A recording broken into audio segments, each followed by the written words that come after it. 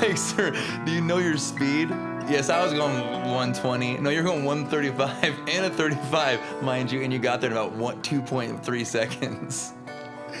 I don't know if they can prove it. I think it was Back to the Future status. That's what I was doing. I don't know if they I can was prove hoping it. I'd get to 2016 again. You know what I mean? 2016. Remember that one? That's right before the whole thing happened. Go back in time? 2016. What's Was that crazy? it? Yeah, what's crazy in my life, dude, is like, so Sam Hunt songs Mm-hmm. in my life have like, and I used to think it's just me. I'd be up at night going, oh my God, this is made for me. Yeah. But as I've realized it, it's just everybody. It's Yeah. just the Holy Spirit. You know what I mean? The Holy Spirit's in all these different people's lives. Well, like the song like 2016. Yeah. You know, I take 1,000 miles. Was that Sam Hunt song, which is like right around where like our whole divorce started, 2016. And the name was 2016? The name of the song that Sam Hunt sings is 2016. I'd walk 1,000 miles in your house, walking like I walked out, put the tears back in your eyes. Oh. And I'd tell you everything was all right. Hold your baby all night. That one, remember? So he's I can't think of that 2016 one. is where he cheats on her for the first time. Like this Was that the one where he talks about, he says, sorry that I brought up? No, that's a different song. Oh. But he goes back in that whole year. That's when he like was out partying. That's when he was downtown streets. That's when he was doing his whole thing. That's when he was so the going song for is it. about that. Yeah. So like that, like going back to that song, it's crazy, dude, because I had a bad 2016. Was that when it started? That's when it started. But it wasn't my my choice, yeah. That was when, 2016, yeah. 2007, maybe it was 2017. So 2017 is when it actually like she kicked me out of my house in June 2017. Okay. But 2016 was, I look at it more of a godly thing, the song. 2016 is where she was crying out to me, Yeah. like, hey, please, we're gonna go to counseling. Yeah. I'm struggling. And I'm just like, well, you're struggling because you're drinking 4 bottles of wine Yeah. every night. You know what I mean? And you're taking diet pills all day long. That's why I think you're struggling. Yeah. But I didn't understand trauma. I didn't understand like EMDR. I didn't understand therapy. I didn't understand pain. Did you guys do any therapy? We did. in She 2016? wanted to do therapy, and then I went to Center Point. The pastor Mike, before we did our vow renewal, or I think it was after the vow renewal. I can't really think about it right now, but he told me like, you have to, when you get home from work, take a walk with your wife, spend time with her, do all these things, like put her first. And I'm still like, dude, I've got a lot to do. There's only so many hours a day. You know what I mean? And I loved her. I did. But like we had kids, we had baseball, football, all these things happening, dance. My business was 15 hours a day, nonstop. We got into logistics. We landed the best accounts in the world. A couple guys like Leonardo DiCaprio, catch me if you can, dude. Oh, yeah. We were in an office, me, Randy, a couple other guys, brokering loads, right? Selling that we had trucks, no trucks. Yeah. We were working for, United Rentals, Interstate Restoration, Dow Tile, Bombardier, the biggest all top 500 companies. They thought we had trucks. We had 0 trucks, right? trucks. No trucks. Then we landed Union Pacific, dude, the railroad company, like this in like the TV shows, Union Pacific, right? We had 0 trucks. We told them we had 1,300 each. We gave them my terminals. Here they all are. But we had them at our dispense, and we had one thing that nobody else had, which was money. Yeah, So we'd bribe people to do the loads.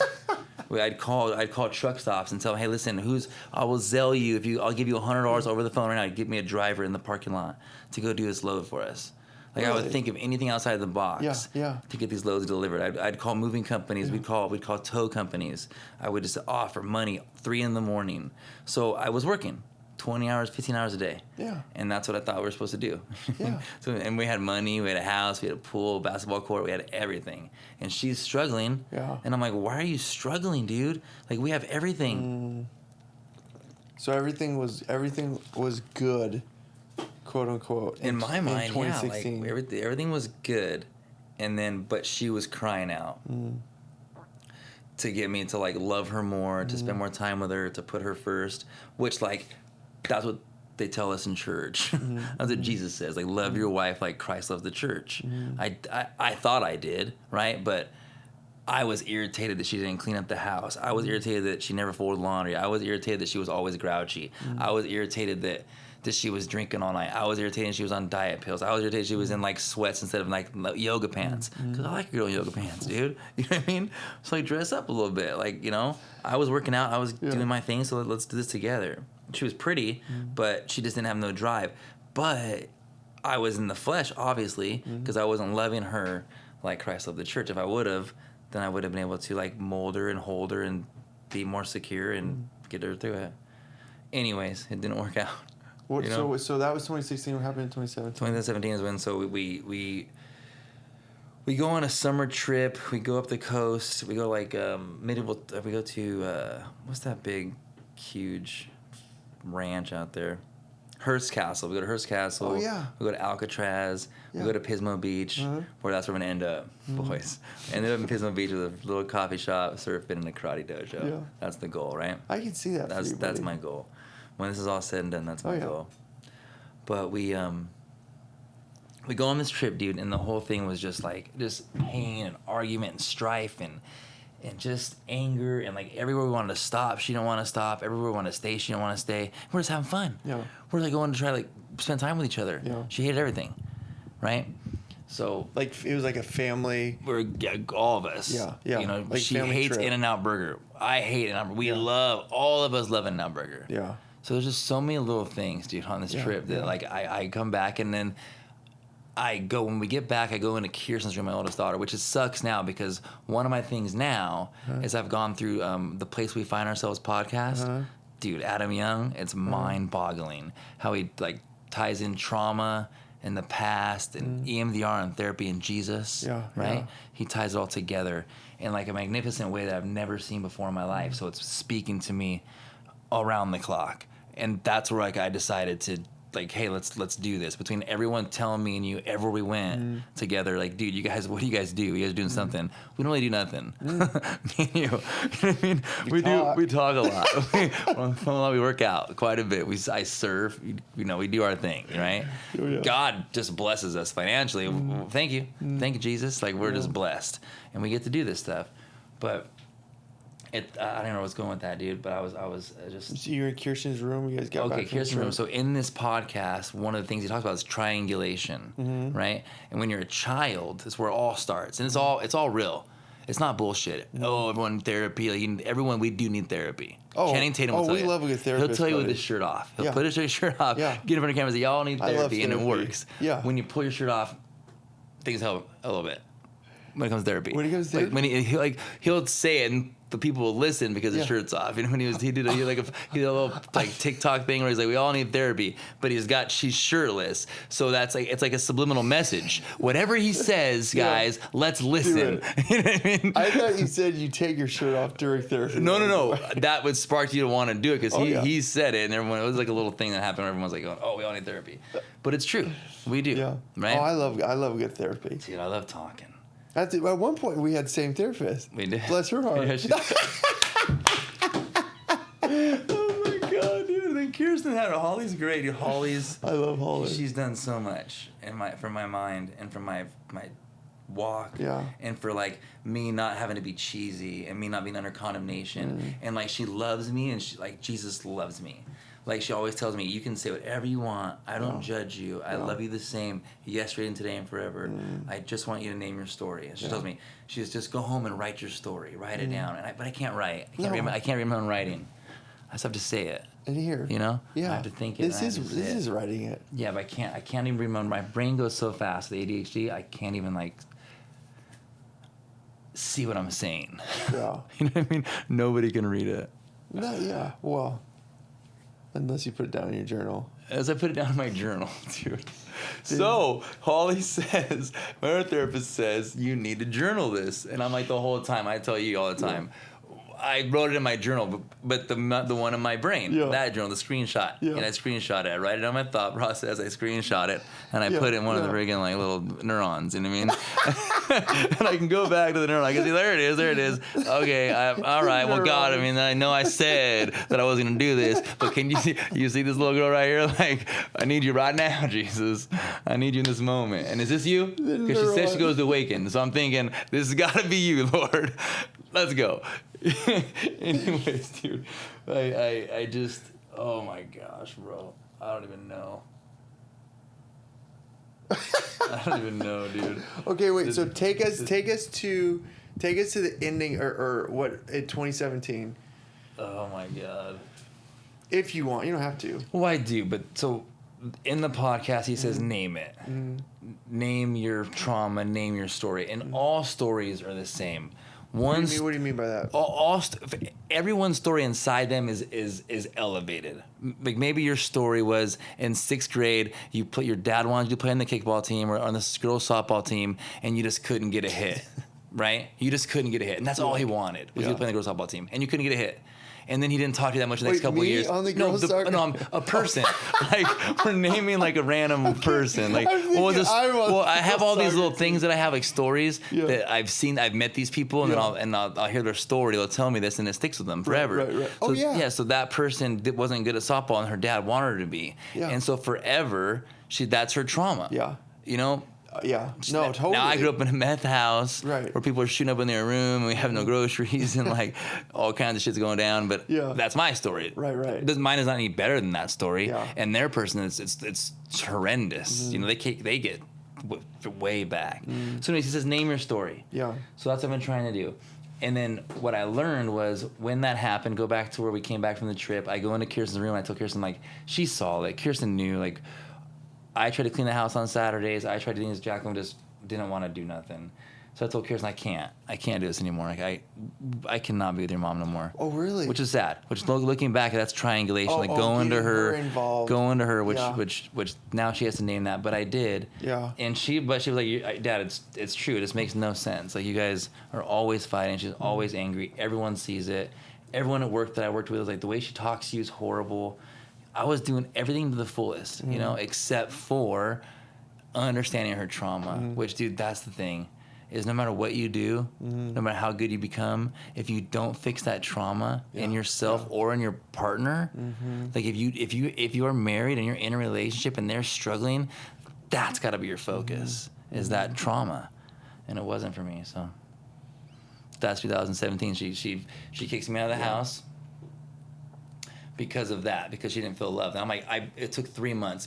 She packed my bags every day. I never wanted to leave, dude. Yeah. My house was a fortress. I had the alarms in the house. I had sensors. Yeah. No one could go downstairs. Because where I grew up, all these tweakers were in and out of my house all day, right? Yeah. All night long. Yeah. One night, like my stepdad, there's 3 guys, and I come out in the room, it's 3 a.m, and the vacuum cleaners like all taken apart in the middle of the floor. Yeah. Taken apart. Yeah. It's 3 a.m. And I'm like 15, 14, maybe 12, 13. Yeah. To me, it's normal because everyone's always awake at my house. People don't sleep. You know? People I met don't sleep. Yeah. So I come out there and the vacuum's taken apart. Yeah. And I'm like, what's going on, Mom? You know? Dude, that's sad. She says, well, the vacuum's not working. There's 3 guys all working on the same vacuum. So I just go over there and plug it on. Thing kicks on. You know what I mean? So I'm like, guys, pay attention, you won't get lost. You know what I mean? Plug this thing in, bro. Plug it in. You know? So at this point, I leaned to Kirsten and I told her these things and like it just created this thing. Once I named it, like then it like exploded, right? It could be filling the house. She kept packing I beg her every night. Our friends were, I had this close friend who was a high up cop in the Lake Elsinore department, and she would threaten, I'm going to call him and say you did this. I'm going to call you need to leave. I never would touch her. Not once. She'd come swinging at me. Yeah. She'd come at me with bats. She'd come at me with freaking knives, and I would get JoJo because he lived downstairs. JoJo, get out of here, Joe. Yeah. Yeah. She's got a knife. She's got a bat. Like, dude, get in this room so I don't get hit. It got real. Oh, yeah. And I wasn't scared of her hitting me. I was scared of going to jail or, like, her doing something crazy in this rage. Yeah. And, like, Yeah. I don't want this to happen. So if I called the kids in the room, I would think she would stop, you know? That's tough. But I don't want to leave. I still don't want to leave. I had my neighbors. I had this little happy little life. So she kicks me out. I finally go out. Beg her for 2 weeks, dude.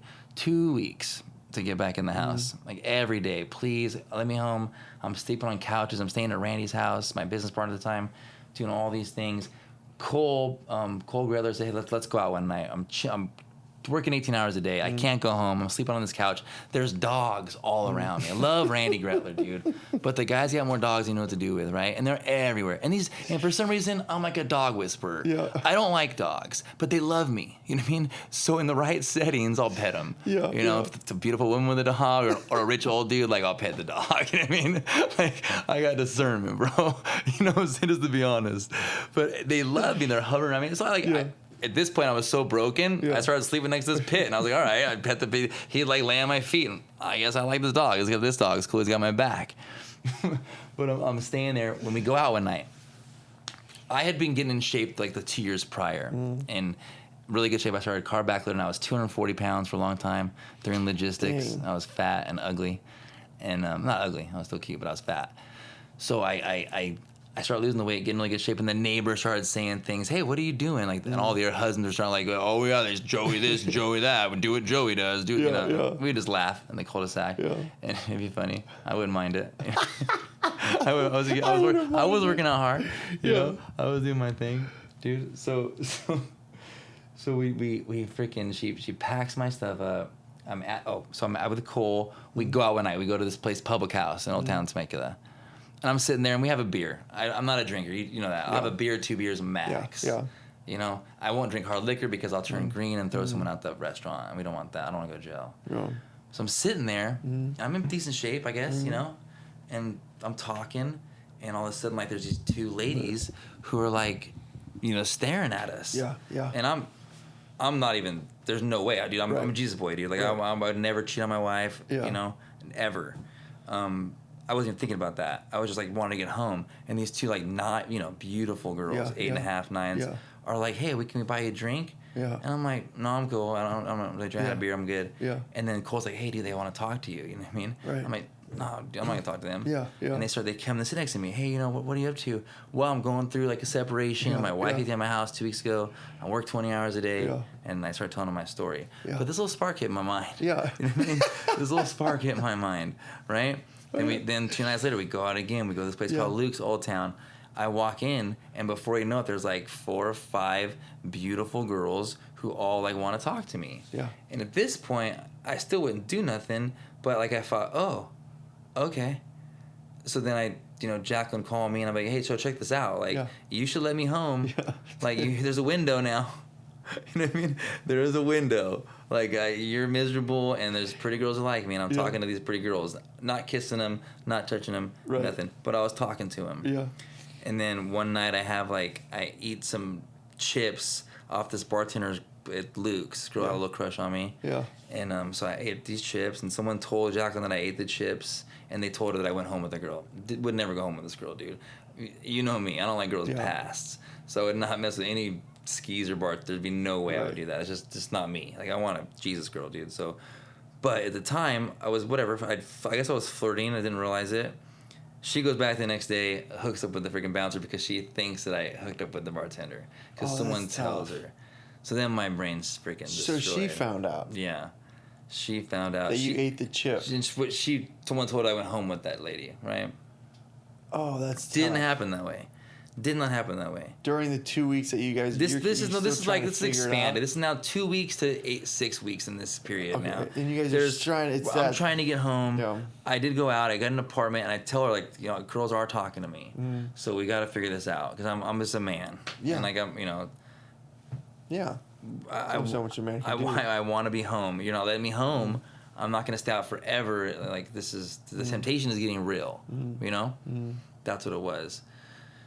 She does that. I couldn't believe it. I'm in my apartment. I got the kids over. I have the kids at the house. Dude, I have the kids with me full time at the house at my new apartment. So now it's probably like 2 months. And then and then I get a call like at 2 a.m, and it's the neighbors. It's the neighbors like nanny. My neighbor had like 4 kids and 4 different ladies. And the neighbor goes, hey, this is so-and-so. This is Chris's nanny. She, did you know that your wife's fucking Chris? And I'm like, what? Oh, no. You know what I mean? This is 2 a.m. Like, I'm chilling. Yeah. I'm working all night. And it just freaking blew me away, you know? Oh, that's tough, man. And that was the beginning of like the next phase of life.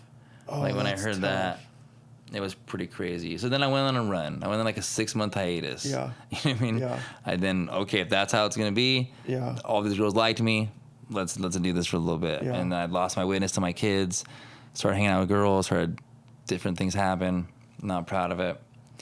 Go through 6 months of that, feeling on top of the world, right? Right. And like nothing can stop me now, dude. I'm listening to Sam Hunt songs, little Sam Hunt summer, dude. Like you do your thing, I'm gonna do my thing. Like God's got me. I got favor. I still got cash. I'm good. Yeah. And then I'm up one night and I just have like the spirit, like just like he shuts me down. I got real egotistical. I was full of pride. I was like Joey Lopez walking around Luke's. Every girl liked me. So I started acting like, what up? Like I walk in the place, I picked the cutest one. Let's hang out. You know what I mean? Yeah. And it was working. So after that, I was in so much pain that was the only thing that helped it at the time, right? So then I get this vision of night, like us being back together. So I'm up for probably 2 days, can't sleep. I call her, say, hey, I don't care what's happened. Like, I don't care what you did or what I did. We have kids. I had this vision last night. We have to do this. We have to fix it. We have to I'll do therapy. I was wrong. I should have loved you more. I fucked up bad. Like I should have been way better in these areas. Please forgive me. I don't care what you did. Don't care what I did. We can make this work. Yeah. And she just like, F you, Joey. Danny's so hotter than you. Danny has a six pack. Danny this, Danny that. I'll never get with you. This is it forever. And like at this point in my life, I've always won. Like I've always got what I wanted. So, or what God's put in my heart at least. So I go, dude. I just lost it. There was no way to get her back. I bought a new house. Sent her, had the kids calling her. We would call her. All the kids would call her. She wouldn't come back. I didn't sleep for like 3 months because I was just every day just calling. I would use their phones to call her. She blocked me. But her boyfriend told her to get a restrainer on me. All these things. We're 18 years. You're my wife. We have 4 kids. We messed up. That happens. Like we have God. Our mercies are new every day. His righteousness, it can cleanse us from this. This can be a story. We've already had a story. We made it out the hood. She grew up in a trailer. I grew up in a meth house. I grew up in Lakeside Santee. And my goal was to someday get to Carlsbad. You know what I mean? Someday I was going to do it. And it was happening. Like God was blessing us. And I just told her, like, we have to make this work. And then I started feeling the condemnation of how everyone looked at me where I grew up. Like, Joey, I made it out of the hood. We were all broke. Half my friends are either in jail or dead. I made it, dude. God blessed me, anointed me, put his hand on me, and I made it through. I don't know how, I don't know why, but I know when I rose my hand when I was 19 at Leo's church and said, I'm going to go all in. Jacqueline was pregnant with Kirsten. I had lost my son, Sam, a couple years before then. I got a girl, Maria, got pregnant when I was 16. They put him up for adoption. The pain that I felt from that was like, I'm never going to go through that pain again, ever in my life. I can't experience that pain again. Jacqueline gets pregnant, and I say, we're going all in. You know what I mean? You're pregnant. We're getting married. We're getting married. My grandma says, I said, let's move to my grandma's house. My grandma says, you can live here, but you got to go to church with me, right? You guys got to go to church. My grandma and I going to church. We can't stay here then. So we go to church. We go to Leo's church, Mission Valley Christian Fellowship, right? Show up. First service, he starts talking about he's a sinner. He's forgiven. We're the worst ones in the room.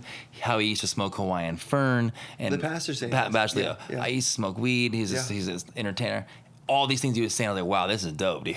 And he's like, he gives an altar call. I'm in. This guy used to smoke weed. I'm good with this guy. What he was telling me is cool. I did that, and then God just started blessing me every day since then. Like boom, boom, boom. The second I rose my hand, the second I went all in, the second I told my grandma, oh, okay, I'm gonna go to church. Then we just started going to all these events, all these things. Started getting fired up. My grandma, one night we were praying in a circle. And like she's like, okay, now for you to be saved, you have to have the evidence of tongues, right? And I go, what do you mean? She's like, you're not going to get to heaven without tongues. And then they had their scripture, right, of like that when Paul and Acts and all this. You know the scripture? You know the scripture for me? I don't know. You know the whole, the whole like the Pentecost, and they start speaking in tongues or whatever. She says that's the evidence of the Spirit.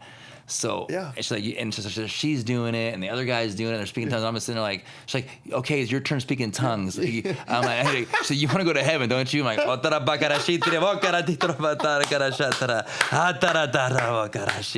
like, dude, I don't want to go to hell. I knew that. I knew that I didn't want to go to hell. I was scared of hell, dude, my whole life. That was one thing. Even 13, 14, 15, because we'd gone to church off and on, and I knew I'm not going there. So whatever I got to do. So after I'd smoke weed, or after I would drink, or after I'd have fornication and stuff, the next morning I'd wake up, Lord, I'm never going to do this again. Please forgive me. I would cry. Yeah. I would cry. Oh, yeah. Like, God, I'm so sorry, because I grew up in church with like the pastor kids and stuff like that, but Right, never right. really serious. Yeah. But I knew I didn't want to go to hell. Yeah. I would stay up all night thinking of eternity. Yeah. You know, and Yeah. eternity scares me. Yeah. Because like forever and ever and ever and ever and ever Yeah. and ever, day by Our day minds are so by similar, day. yeah. So I was like, I'm scared to be in heaven forever, Yeah. let alone hell. Yeah. You know what I mean? Like, that's scary, dude. Like, I don't even want to go. I mean, I want to go there, but like forever. But Yeah. when does it end? It doesn't. It doesn't. But in real life, I don't want it to end, right? Right, As long right. as like this, if we can, Yeah. this could be heaven, dude. Yeah, I'm yeah, in yeah. forever. Which I think it is. I'm thinking I'm bouncing around right now, dude. But I'm fired up from this, though. I am fired up from this story. Yeah. You know. No. So I love it. she won't take me back. I'm calling her, texting, everything. She puts a restraining order on me. She tries to put one on me. I get it knocked out. I get a lawyer, Julie. Julie comes over. She gets was this before or after? Dude, like I think it's after. Okay, so before that. So I can't get out of bed. I can't sleep. I'm begging her to come home. She won't come back. At this point, I hadn't slept in probably 70 days. Like I tried the all the pills, everything they sell over the counter. My buddy gives me some Ambien. Yeah. I started taking Ambien, and it didn't work for me. Like Ambien, Really? instead of making me sleep, it made me become What like. about like NyQuil? I drank NyQuil by the bottle. No. I would drink 2 bottles of port wine and then NyQuil, and I No. still couldn't sleep. Yeah. So then I would take Ambien with it. Yeah. And then Ambien, instead of making me fall asleep, would Trifecta. wake me up, and I'd become a genius. So I'd call Lon Sheriff, dude, best friend, you know, Yeah. quarterback of the Astros, love that guy. Yeah. And I'd be like, dude, listen, dude, I have this epiphany, and I would tell him for 20 minutes about this new theory that I thought of, dude. He's like, what are you on? I said, dude, I'm feeling Jesus directly, bro. You know, and it's this little blue pill, but I couldn't sleep, dude. And after like 70 days of not sleeping and not getting her back and not being able to fall asleep, I couldn't get out of bed. After about 70 days, I stopped. I was in bed, couldn't move. Dylan would try to get me to play basketball with him. Dylan would come in the room, Dad, play basketball with me. And his whole life, dude, I came home from work and we played catch till our feet and our hands were numb. Yeah. I sang songs with him every night. My life was work and my kids. Yeah. You know? You're a great dad, buddy. That's all it was. Every day, baseball. I was there no matter. If I wasn't working, I was with the kids or at the gym. You know what I mean? So those are what I was doing. Yeah. And I couldn't get out of bed. The Ambien would kick off, and then I'd get real depressed, and I would be in my bed and be like just this light that I couldn't get to, and I was like in the bottom of this well, and I'd try to pull this rope, and I couldn't move. And then my neighbor every night would play music all hours of the night, super loud, and Marietta. Oh, praise God. That didn't help. That didn't help one bit. But I lost it. You know, I lost it. And I would tell Randy, he'd call me, he'd say, hey, you can do this one day at a time. I can't listen to that no more, dude. One day at a time, I can't do this. I can't do this. I can't do this tomorrow. I can't do this tomorrow. There's no way. He's like, what do you mean? I said, no, dude, I can't do this. I told Lon, call me. I said, bro, I can't do this anymore. He said, you can't do what? This. He said, well, okay, well then get up and go to the gym. Get up and go. I said, no, it's too hard. That's way too hard, dude. I gotta go. I can't. He said, what do you mean? I said, no, I gotta check out.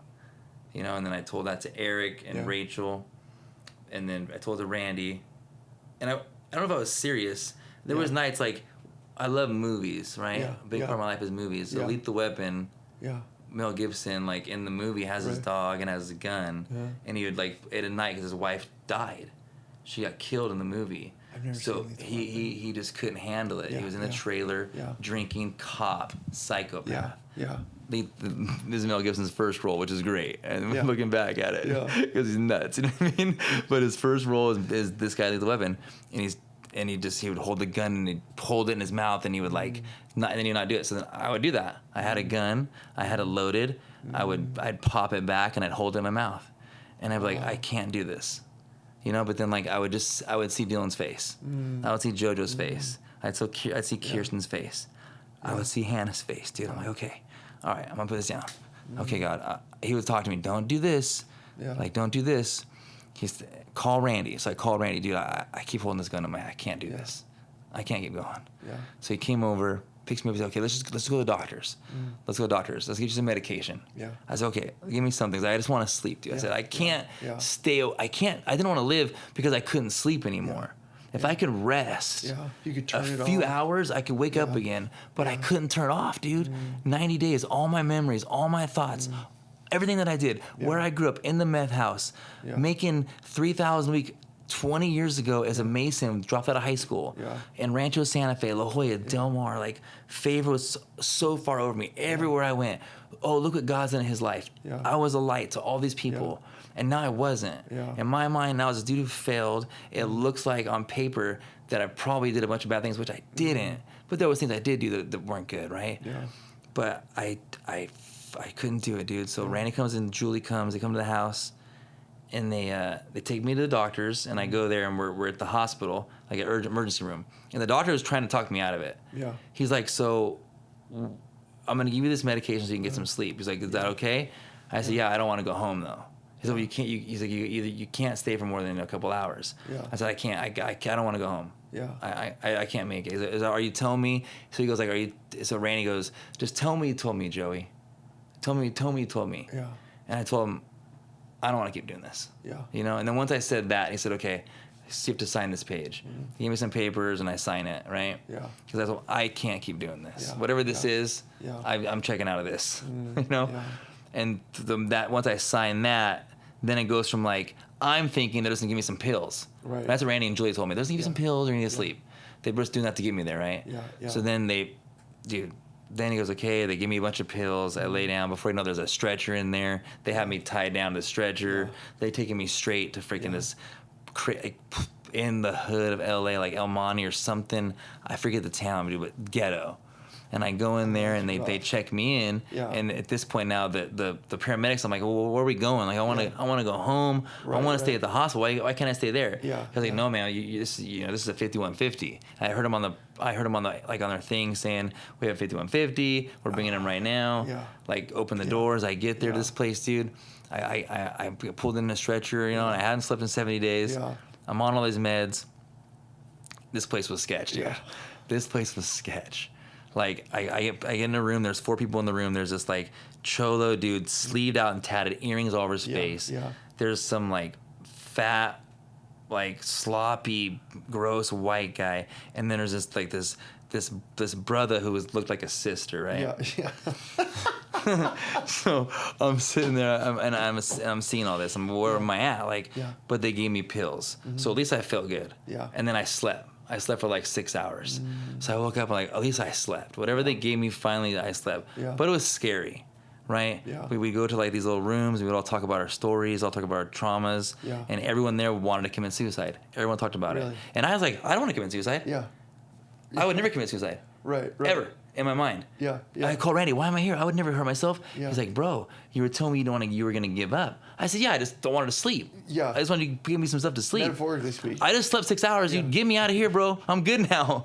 Like, I just had my cat nap, dude. I'm ready to take on the world. Come get me, boys.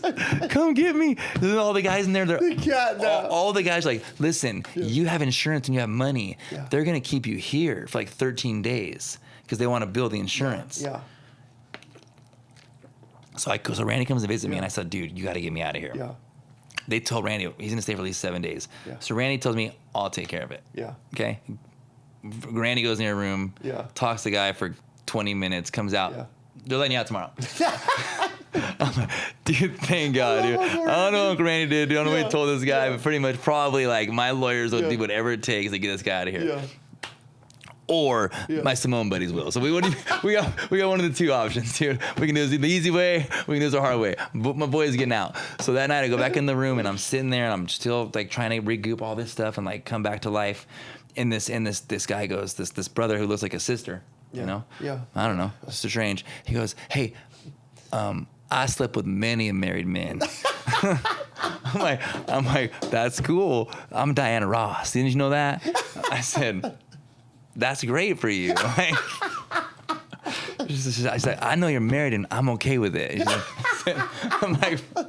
I'm like, Diana, I'm not good with this.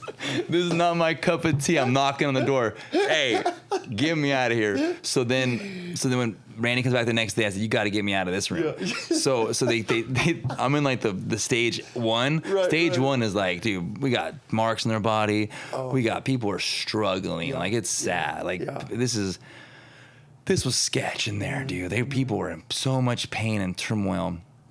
So then they get me to like the next room. This is probably like a day and a half. So I made it there and I get to the next side, which this side is like, you know, the Maroon 5 singers there. You know what I mean? He wasn't, but that's how it looked. Like normal people, that were artists and cool guys who were successful. And I liked that room a lot better. You know, I got in that room, stayed there for a day and a half. This one dude was like aspiring to be a musician and all these things. And I felt better, dude. I got out and went home, and then I went to Julie and Jeremy's house. They let me stay there. They took me in, dude. Julie and Jeremy and Clyde, and they would just, Julie would take. They stopped their lives for me and my kids, dude. I stayed with them. Jacqueline was still trying to get custody, and Julie was like, "Listen, you're gonna come to the house, and we're gonna get you better." She'd take me to the psychiatrist every day. Get my meds. We go to the house. I was still on Ambien because whatever. But they took me off that and they gave me something better when I told them the Ambien. When Julie told the doctor, Ambien makes him think he's a genius. Yeah. But he's pretty smart. But this is, he's like freaking becoming like the next Apple guy. He's writing on the wall. He's writing on the wall. This is too much. This is way too much. So every day though, I the first night, Clyde, I'm in bed and she just puts her hand on me. She plays worship music, and then she starts speaking in tongues over me. Then in the morning, she's like, "Let's watch Joel Osteen." Yeah. So for 72 hours, me and Clyde watched Joel Osteen. Oh, Pastor Joel, buddy. We watched all the guys on what's the CBN? TBN. TBN. Just what the doctor ordered. Dude, bro, 3 days of just probably 2 weeks, and I didn't want to leave. Like they would help me, and Randy and Clyde would come over, or Claudia would come over and say, "Hey, you got to get back to the gym. One day at a time." He'd tell me, Randy's like, "Listen, you're gonna get better. One day at a time. One day at a time. Day by day. Keep giving him more of you. Keep giving him more of you. Keep fighting. Keep fighting." And about 2 weeks I was there. Me and Clyde, dude, watching Joel Osteen. Yeah. And Stephen Furtick. Yeah. That guy. Oh yeah. Watching that guy. And speaking in tongues, she's playing worship music. Yeah. The kids started coming over a little more. The kids were staying there. It was crazy, dude. Yeah. It was super cool. After 2 weeks, though, Julia's like, "Okay, you got to go home now." I'm like, "No, Julia, I can't go home. Yeah. Like, please let me stay here." I was moving the kids in. Yeah. Like, my brain was so... I was like, "Listen, I have $400,000 in the bank. Like, I'll pay all the bills. Just keep doing this. I just want to watch Joel, Stephen, Clyde, and like, I'll, whatever. Like, this is heaven. You know what I mean?" She's like, "No, your calling's bigger than this. She's like, your calling is so much bigger than this. Wow. So let's go." And then she took me to the house. She's like, "I'll come over there every day. I'll do the laundry. I'll do the dishes. You'll go to the gym. You'll do these things, and you'll regroup, dude. You'll regroup." And so I went back to the house finally, and she'd come over there, and I was just starting to like get out of it, come better, be happy. I was sleeping every night. I was taking the pills, but then my brain, I'm a hypochondriac, I'm organic, I do non-GMO. So now that I'm better, I'm better. I called Julie, I'm good. So we gotta get me off this stuff. I don't want any of these drugs. I don't want any of the things, these side effects. I'd be up all night Googling the side effects of all these pills, you know what I mean? So I'm good now. I experienced that. I rose my hand again. Jesus, I'm not showing Diana Ross any longer. We're not, this is not my cup of tea. I'm out of this situation. So Matt, this dude Matt, his daughter and my daughter were friends from school. He went through a divorce. He started coming over. He had his own, he did testing for like marijuana stuff. Like he started the big test, the first testing site in SoCal. So he made his own like liquid, like organic, like whatever it's called, CBD oil mixed with THC. He'd give me that to take a little bit of this, and then you can wean yourself off of that. So I did. I started taking that, weaned myself off all those pills. I went like half a pill, one pill to no pills. Took a month, and then he'd keep coming over. He's like, "Okay, dude, this is what you gotta do now. Grow your beard. Put your ball cap on, finish your sleeve." I had like one tattoo, right? One or two. He's like, "Finish your sleeve, dude, and you're gonna shine." That's what he told me every day. He'd come over. And everything was gonna be all right. Everything's gonna be okay. He wasn't in the spirit. He's more of an atheist guy. I love him to death, and I think we're gonna get him on our team. We're gonna get him. We're gonna get him on our side. But he was saying like, I just didn't want to be alone. I told him, "I'm never gonna find a girl." He's like, "You're gonna find a girl because you're a good-looking dude, and this is what you're gonna do, and it's gonna happen." So I started doing it. What do you say? Like probably like 6 weeks, just doing it, lifting, getting my sleeve done, growing my beard out, tanning in the backyard, doing all these things. And then my other buddy picks me up like one Friday. Like, hey, you got to go out. This Brian Sparks, dude. This guy Brian Starks has like this big water company. Yeah. And he sells like the water things to change your whole house system. Picks me up, takes me to Old Town Temecula, so I'm back. Boys back. I mean, you know, I probably have the wrong group of buddies. But whatever, it worked. We go to Old Town first night, and I'm still kind of like feeling a little like down, but happier. And the ladies are asking me questions. They come up to me. I'm like, hey, like I just got out, and I'm an honest dude. When I was going through my divorce, I'm like, I'm getting a divorce. I have 4 kids, like. Whatever, but they still want to talk to me. Why do you want to talk to me? I told her, I just got to have a 5150. I know, that was 5 weeks ago. My wife's living with her UFC fighter guy in Huntington Beach. Like, I'm not the guy for you. And they look at me like, it's okay. And like, let's hang out. And so I did. I went back that night. I went back home, do the same thing all week, go to the gym. Then I go back again. Dude. He picks me up again. Let's go one more time. I go out there and now it's been a week. Now I felt that what I felt the weekend before. I started like all my confidence came back. You know, people started. You know, he's coming back. It's all coming back. I go to Old Town again, and I see this like blonde cowgirl, beautiful, prettiest girl I ever seen in my life. Every like Baywatch star, like just to the moon, like, you know, you can imagine. So I see her, and up until that point, there's all these other girls trying to talk to me, so my confidence is getting built up. And I'm not, and I see her at least, and then whatever, we leave, we go to this Mexican food, we go to Sombreros, or not Sombreros, it's, what's the place up there in Temecula? It doesn't matter, Rubio's or Mario's, right? Alberto's, see, there you go. We're at Alberto's, and that's funny, because all of our friends call me Alberto's for a couple of years. But we're in there, I'm going around. We're in the drive-thru. Her and her friends come walking up. I had saw her at Luke. She had saw me. I don't talk to girls. I won't go up to them. Hey, can I buy you a drink? Never. I grew up on Good Will Hunting, dude. You know what I mean? I'm in the corner waiting. If you want to talk to me, I'm over here. You know. If you don't, I'll walk away. But something about this one. So to her, they walk into the Mexican food shop. I said, we're gonna go in. So I pull the Jag, pull it around, cruise out, walk in. And they're standing there, and I just go, can I get you guys burritos? Can I buy them for you guys? And they're like, yes, and you can come sit with us. So they sit me there, and she's looking at me, and we're talking, and her friend's here, and we're talking about construction. Like, she's a little contractor girl. Right. I built houses. She looked like Jessica Simpson in her heyday. You know what I mean? I'm in for this. You know, whatever this is, I'm raising my hand again like I did when I was 19, Lord. Like, and she looks at me, and her friend goes, okay, we're going to leave. It's like 20 minutes of eating burritos. The sauce was the hottest in the world it's ever been. I remember my mouth burning. And I'm embarrassing myself. I'm thinking, this girl's the beautiful girl I've ever seen. And my mouth is on fire, right? And she's making fun of me. Then her friend goes, okay, we're going to leave, right? We're going to leave. And she goes, okay, well, I'm going to go with him. And I'm like, really? Like, where are we gonna go? I mean, where are we going? I have my daughter and all her friends at the house, and Dylan, and like, you know, I just got a 5150 and all these things that's already.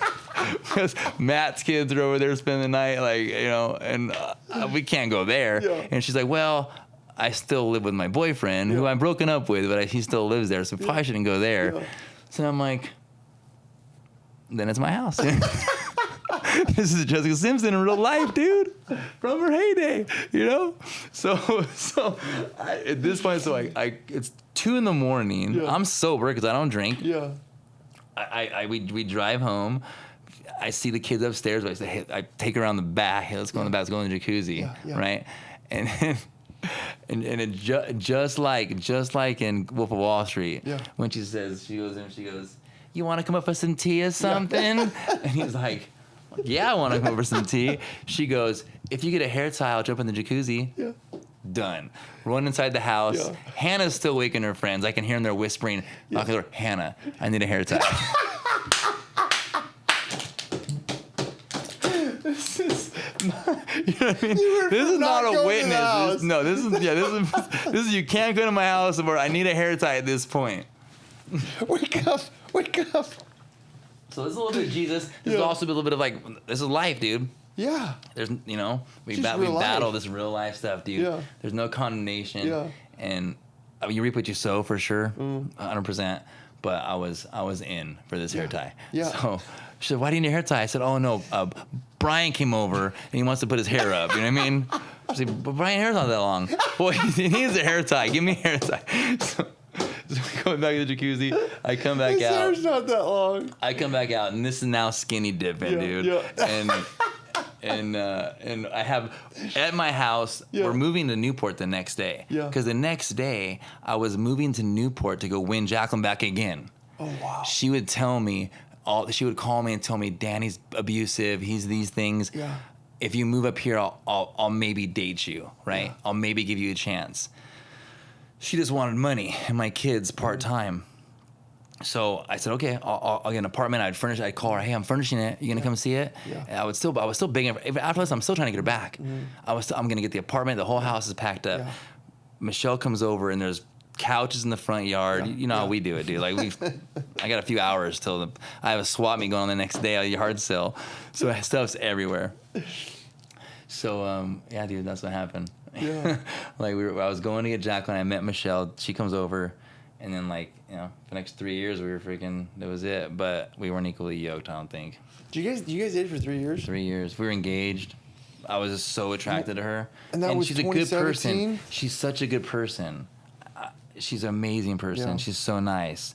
She thinks Michelle, if you're watching this, we love you. We do love you. But she thought tongues are fake. Yeah. And she had some trauma from the past, and it's probably more my fault than hers, like always. Like I'm the biggest sinner in the room, dude. So, but I have God's favor somehow. I've seen that. I don't know why or how. I'll give him my life, and yeah. So then I went through that. Other things happened. We'll talk about it maybe next time. Yeah. But we moved to Carlsbad. I sold my company. Went surfing every day for 6 months, and now we're here. You know. Yeah. Amen. Amen. God is good. Yeah, what do you think? I love it, man. What do you think about righteousness? You got anything to add about righteousness? We got some... No, not anything. If anybody's watching this, let us know your thoughts.